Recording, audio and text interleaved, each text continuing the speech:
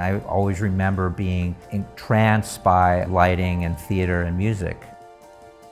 My parents took us to the theater, the ballet, all through my childhood, really. I had this passion, I had this idea that I wanted to be a lighting designer, but there was some trepidation about, whether it was possible. Of course, I didn't know anything about whether you could actually have a career in the arts, so I actually took a job with an insurance company.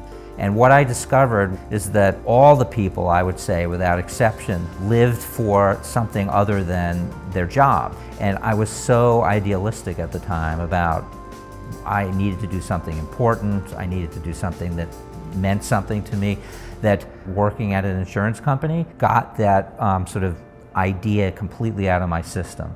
And then I applied to graduate school, and I went to the Yale School of Drama, and that's really where my formal education began. What I really like about being a lighting designer is being a part of a community of people who come together to create something magical that hopefully is going to transport an audience to someplace special.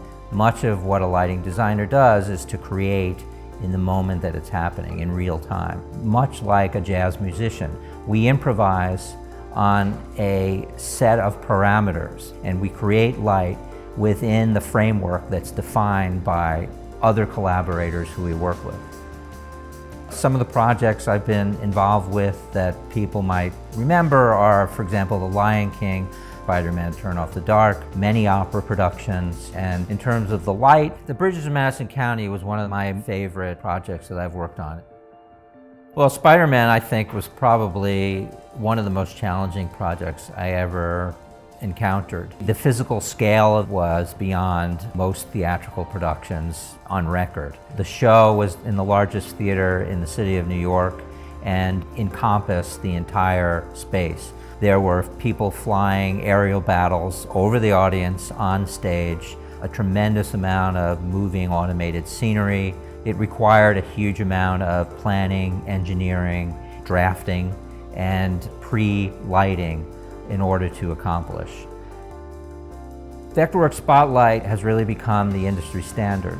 Because everybody uses it in the theatrical production industry, it's really imperative that we understand it, we know how to use it, and we know how to communicate using Vectorworks, because we get our information and we share information with our collaborators using this platform. I can bring the Vectorworks Spotlight platform to my work and create something unique, special, and something that transports an audience.